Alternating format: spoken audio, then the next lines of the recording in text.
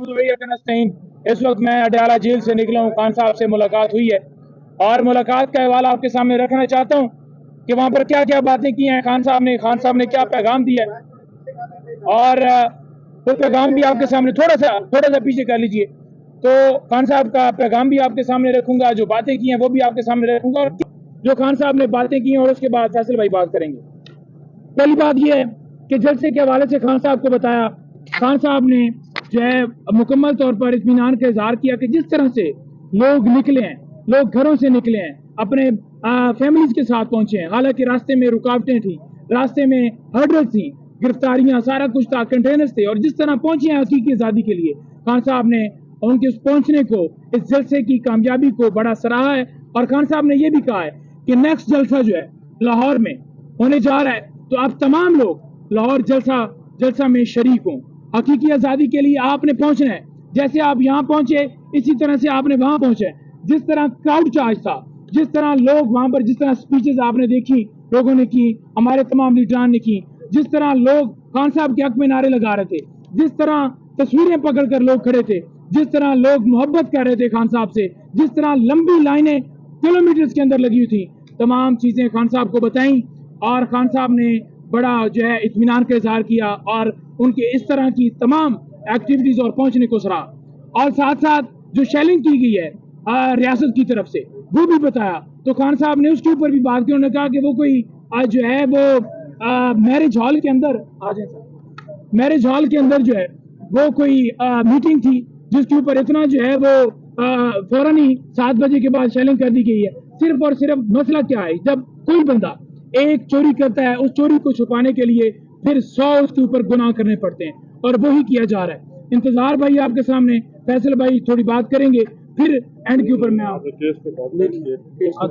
अच्छा, बात यह है जी कि मैं जो पेंडिंग केसेस हैं उसको सिर्फ अंदर ही डील करेंगे, मीडिया पे नहीं आएंगे। लेकिन आज मुझे मजबूरन जो है यहाँ पे आके आपसे बात करना पड़ी है, स्पेशली जो आज खाना 2 का ये फैसला है अदालत के जज साहब ने जो किया है।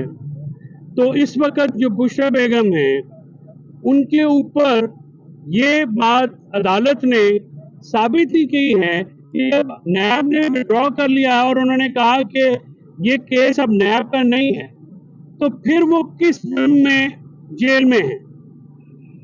अगर आपके ऊपर FIA का मुकदमा है तो FIA के मुकदमे में पहले इंक्वायरी होती है, इंक्वायरी होने के बाद जो है वो मामला आगे बढ़ता है और फ्रीकैन को मौका दिया जाता है। तो आज जिस तरह से जज साहब ने ये ऑर्डर किया है, ये ऑर्डर जो है ना आइन के मुताबिक है, ना कानून के मुताबिक है, ना मुरवजा असूल और ज़वाबित के मुताबिक है। इसके लिए तो जो लाहेअमल है वो हम बिल्कुल अडॉप्ट करेंगे और कल ही करेंगे। लेकिन इस वक्त बुशरा इमरान खान जो है वो जेल और प्रिजन अथॉरिटीज की इलीगल कस्टडी में है। उनके ऊपर जो केस था वो नैब ने वापस लिया है और वापस जज ने उसको ट्रांसफर किया है FIA में। वो केस जब तक FIA में जाता है, जब वो केस बनेगा, दोबारा इन्वेस्टिगेशंस होंगी तो देखा जाएगा। तो इसके ऊपर मैं ये कहना चाहता हूं कि बुशरा इमरान खान को फौरी तौर पर रिलीज किया जाए, और ये आज के बाद जब तक वो जेल में रहेंगी तो वो इलीगल कस्टडी है। वो कस्टडी जो है पाकिस्तान के आइन और कानून के बिल्कुल खिलाफ है।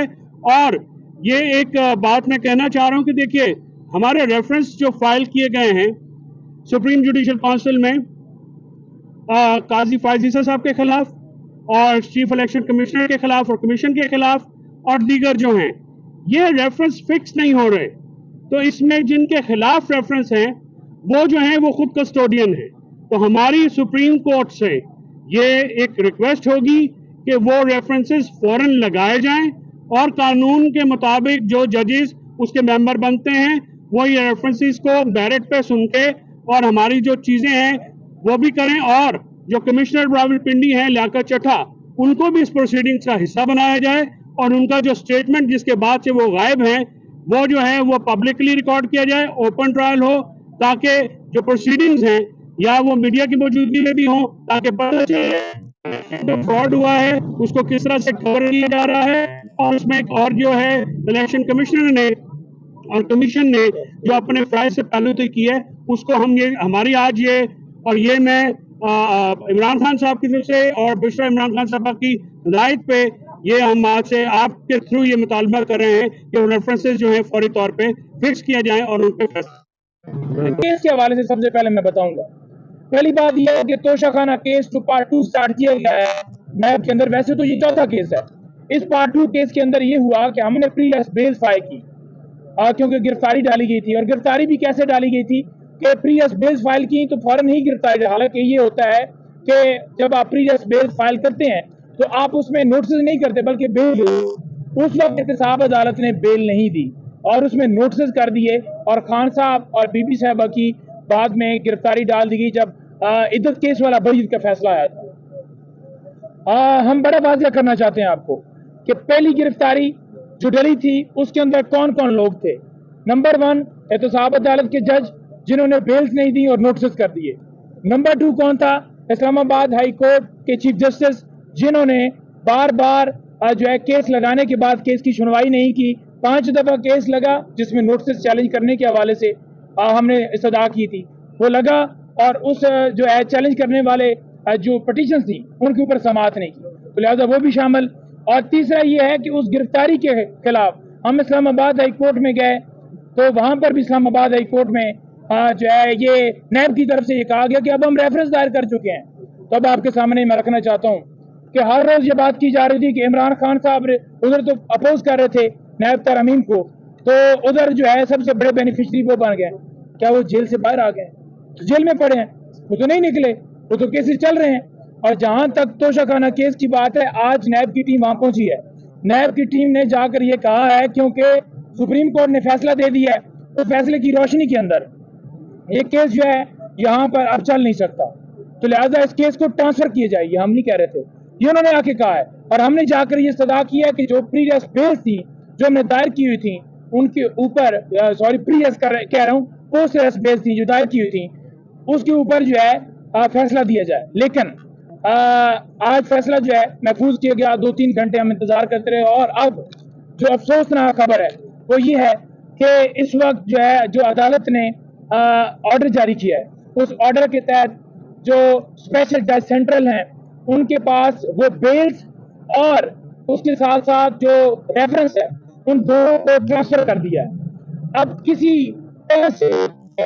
کا قانون ہے اس کے تحت یہ ٹرانسفر نہیں کیا جا سکتا تھا، اس کے تحت یہ ٹرانسفر نہ کرنا جو ہے وہ قانون میں جو ہے وہ کرنا لکھا آپ نہیں کر سکتے. ہم نے آج پورا اسسٹ کیا. اور دوسری طرف آ جائیے اور دوسری طرف آ جائیں اور دوسری طرف آج وہ ٹرانسفر کیا گیا تو ہم اس کے اوپر جو ہے اب اپنا جو لائے عمل ہے وہ انشاءاللہ تعالی لیگل جو پروسیڈنگز آگے اس کو بڑھانا ہے، جو لیگل جو ہے سارے معاملات کرنے ہیں وہ ہم انشاءاللہ کریں گے.